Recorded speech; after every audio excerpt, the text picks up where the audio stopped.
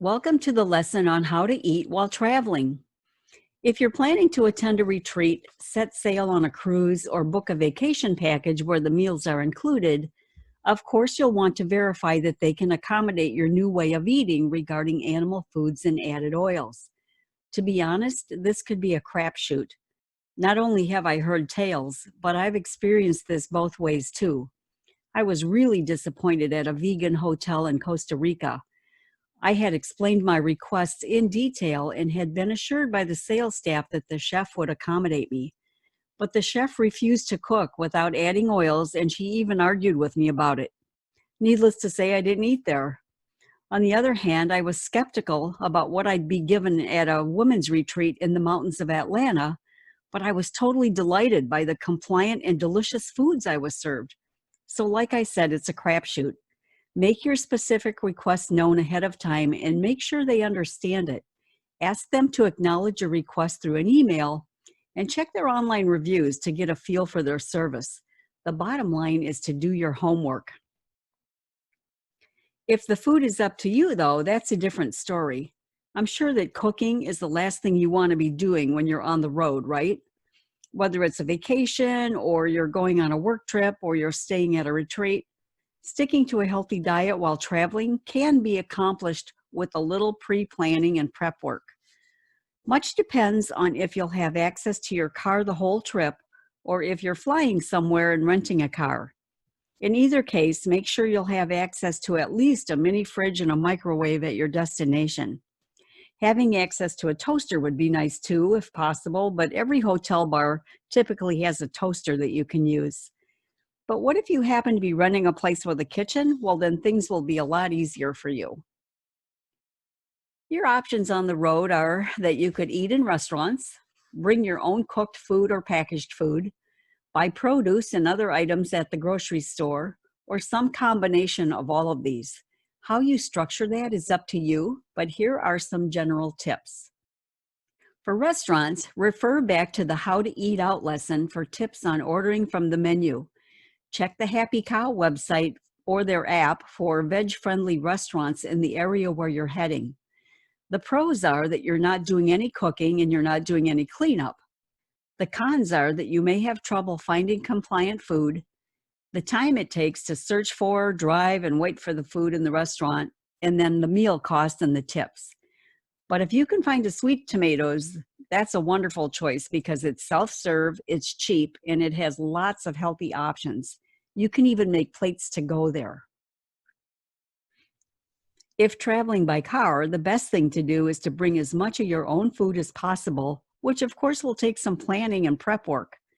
Plan out the meals just as you would if you were staying home and prepare most of it ahead of time. One way to save time would be to do this. A week or two before the trip, whenever you're making your regular dinners, make double batches of soups, burgers, pastas, or casseroles, and stick those extra portions in the freezer until you're ready to go. If you're traveling to your destination by plane, though, you can still bring along as much of your own food as possible, but you'll most likely need to supplement it with items from the grocery store. You'll need your carry-on food, maybe some PBJs or chickpea salad sandwiches, whole grain crackers with small guacamole packs, grapes or muffins, easy carry-on foods. Plus, you'll need to pack your meals either in your suitcase or perhaps a large cooler. Let me share something that works for us. Every year, my husband has a work assignment in Puerto Rico, and I typically tag along. Puerto Rico does allow outside food to come in. Some countries don't, so you'll need to check. It's typically a 7-day stay, so we've purchased a cooler on wheels in order to bring as many healthy meals as we can fit in that cooler. We then check the cooler as luggage, which doesn't cost us extra because second bags fly free on Southwest. There's a picture of me getting the cooler off the luggage rack in Puerto Rico. We head right then from the airport to the store to pick up what we need, and we settle in for the week. There's a Walmart and another large grocery store that we know is in the area, and we can supplement our meals with items that we purchase there. Here's what I mean by that. In the cooler, I packed black bean burgers, barbecued soy curls, and the filling for lettuce tofu wraps, knowing that when I'd go to the store, I could purchase whole grain buns for the burgers and the barbecue and lettuce leaves for the tofu wraps. Other meals in the cooler included peanut noodle stir fry, corn chowder soup, layered bean casserole, mushroom pot pie, oat bran muffins, peanut butter cookies, cheese sauce to use over potatoes, which I purchased, dressing, a few condiments, vegan breakfast sausage, instant oatmeal, and the trimmings. This may seem like a lot, but hubby needs a hearty lunch every day for work, and because he takes the rental car to work, I don't leave the hotel grounds for the entire 7 days. Other items that we get from the store include fruit, such as bananas, pineapple, melon, grapes, apples, plant milk. They do have unsweetened plant milk there, whole grain bread, salad fixings, and perhaps some steamer veggies. I originally thought the Walmart in Puerto Rico would resemble the Walmart here in the US, but it does not offer the same products. And of course, the labels are in Spanish, which makes it very interesting to say the least. Other essentials that I packed from home were microwave plates and bowls, the microwave potato bag, silverware, a sharp knife, a can opener, baggies, garbage bags, a dish wand filled with soap, and dish towels. There are lots of things to think of, I know, but over the years, we've nailed this down to a science, and we can now use this technique wherever we go. Just save your lists of what you're doing so the next time you travel, you don't have to reinvent the wheel. Yes, it's a lot of pre-prep work. It is. But like I said, once you get it figured out, then it'll be smooth sailing. But you know what? It's worth all of this pre-trip effort because we save a ton of money. We spend time dining on our balcony overlooking the Caribbean Sea, which you see there in the picture. So rather than searching for restaurants, we get to spend time on that balcony, and we have peace of mind knowing that we're eating nutritious, health-promoting foods with no questionable ingredients. Whichever way you choose to plan your travel meals, here are some possible ideas of what to bring along. For breakfast, you could bring oatmeal, either pre-made that you made in the Instant Pot or instant steel cut.